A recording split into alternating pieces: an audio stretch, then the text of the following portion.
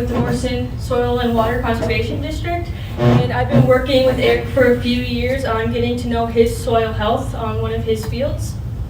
So how do we define soil health? This came from the NRCS, and it's the continued capacity of the soil to function as a vital living ecosystem that sustains plants, animals, and humans. What functions would we like our soil to provide? So obviously we're here for food, feed, fiber, and fuel, and then also medicine, and then to capture and store water, and then cycle and recycle nutrients, and for resilience in drought, flood, and extreme temperatures, and to protect the plant from pathogens and stress, and store gases as carbon, and then resist erosion. Like this? Well, Closer. just turn it off and just see if it's loud enough.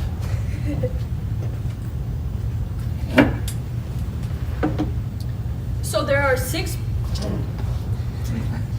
principles of soil health. Some people say there are 4.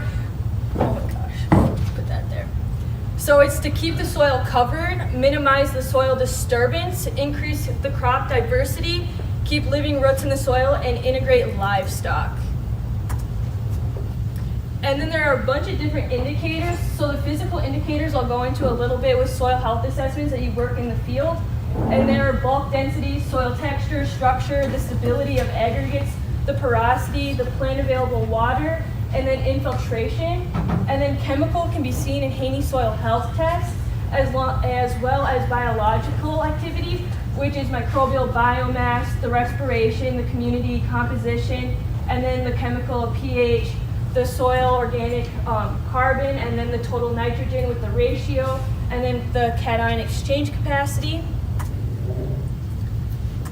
So this was conducted on Eric's field, and he talked about it a little bit, and soil health assessments are assessments of how well the soil performs in all of its functions and how those functions are being preserved for future use. So in-field assessments go over the soil cover, residue breakdown, soil crust or surface crust, ponding, resistance to compaction and penetration, water stable aggregates, soil structure, soil color, plant roots, biological diversity, biopore space.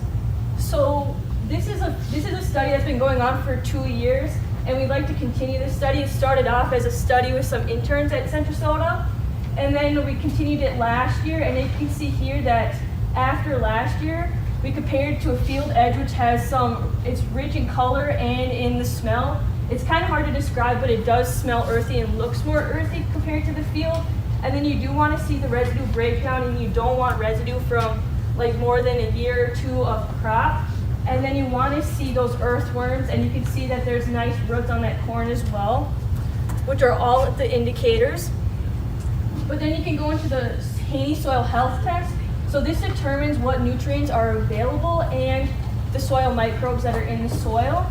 And the test includes a bunch of different things like the CO2 burst test, the water extractable nitrogen and organic carbon, total phosphorus, and a bunch of other different nutrients. And these values can be used to determine a baseline and compare them over time. So I'm not going to go all into what the Haney soil health test is because there's just a bunch of information. But one of the main things we look at is the 1-day CO2 burst test.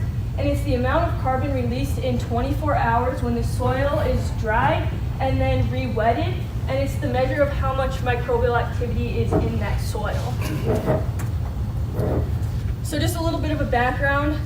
This field is in Morrison County and on the east side of the river, like he had said before. It's a loamy fine sand, and then it's a traditional corn and soybean rotation with conventional tillage, and it utilizes dairy manure every other year. It's irrigated, and the first cover crop on this field was established in the fall of 2020. So the cover crop that was used was cereal rye. It's typical for a corn-soy rotation following soybeans going into corn. And then it can be seeded, drilled, or broadcast with light incorporation into the soil. And the sampling method that we used, we picked 4 different spots, and we tried to sample around the same time every year. So it was in early July, And the samples were taken from a high yielding area, a low yielding area, and then one sample along the field edge. So this is just a little comparison. It's hard to tell because it was soybeans one year, corn the next year. So going forward, we would like to keep these studies going, but you can see a pretty drastic increase in the CO2 burst test, and then the overall soil health score, which went from 7.9 to 11.4, which is a 12% increase because the soil health score is out of 30. So for the future, we would like to keep on doing this. Like I said before, we want to keep sampling and take it in the same place every year, and even the next 3 years or beyond, because there are so much that can be learned in these soil health tests and just getting a baseline, especially for the sandy areas. Because if you look at the calculated values from AGUS, which is our laboratory we use, our numbers are going to be drastically less than what average numbers are for the state of Minnesota in their lab. And then adding brassicas, it would be nice to see what they do for that cover crop, to see what they would do for the microbial activity in the soil, and then other benefits that you would see in the field, like compaction issues and all of that. And then reducing the tillage, that would be interesting to see what the CNN ratio would be, and then also the CO2 burst test to see how much carbon is held in the soil. And then working with some irrigation water management, and then doing variable rate manure application going forward. Do you guys have any questions?